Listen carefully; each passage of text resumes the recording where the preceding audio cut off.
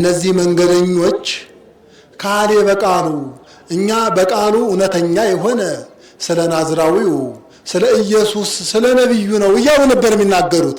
ምን አይነት ጉድ ነው! 3 ዓመት አብሮ ሲኖር አለማወቅ፣ በዕለተ ስቅለት የሆነውን ታምር አይቶ ተረድቶ አለማመን፣ ፀሐይ ስትጨልም ጨረቃ ደም ስትለብስ ከዋክብት ሲረግፉ ሙታን ሲቀሰቀሱ መስቀል ላይ ትልልቅ ታምራት ሲያደርግ አይቶ ያላመነ ልብ አሁን ብቻ እንዳንድ ትልቅ ሰው አይቶ መቆጨት። እኛስ ትልቅ እስራኤላውያንን ነፃ ያደርጋን ብለን የምናምነው ነበር።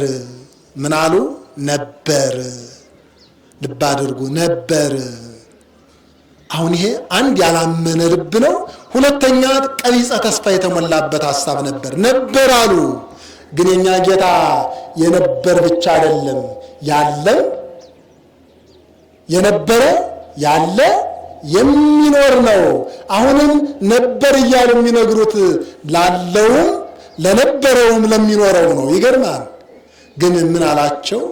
አያበሳጭም ወገኖች? ከሰቀሉት ከአይሁድ በላይ አብሮ እየኖሩ እየነገራቸው የነገራቸውን ባለመረዳት ባለማመን ጊዜ ያጠፉም ሌሎች መስቀል ነበሩ። እናንት ሰነፎች ለማመን የዘገያችሁ የነቢያትን ቃል ልብ አትሉምን? ሰምቶ ልብ አለማለት በእግዚአብሔር ያስወቅሳን። ምእመናን አለማስተዋል፣ አስተዋይ ልቡና የሰጠ እግዚአብሔር አስተውሉ እያለ አለማስተዋል እሱም ኃጢአት ነው። ስለዚህ የነበረውን ያለውንና የሚኖረውን ጌታ ነበር እያሉ ነበር እነዚህ ደቀ መዛሙርት የሚያወሩት። ግን ደግሞ ወዳጅ ነን ብለው ያስቡ ነበር። ያ ሁሉ ነገር ቀረና ባርኮ ሲሰጣቸው ግን ዓይናቸው ተከፈተ፣ አወቁትን አለ። አወቅኩት አላለም ሉቃስ አይደል አንደኛው በተርጉማን እንደነገሩን። ግን እኔ ነኝ አንደኛው ባርኮ ሲሰጥ አወቅኩት አላለም። የሱ ጉዳይ አይደለም። ወንጌላውያን እኔነትን አጠፉ ካመኑ በኋላ። አያችሁ፣ ክርስቲያን እኔነትን ካልተወ ክርስቶስን በግልጽ ማምለክ አይችልም።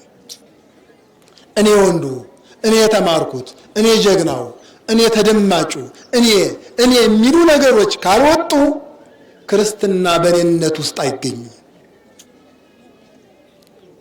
እኔ ቆንጆዋ ባለው ነገር እኔነትን የሚያጎላ ክርስትና በቤተ ክርስቲያናችን ልክ አይደለም ወገርቶች።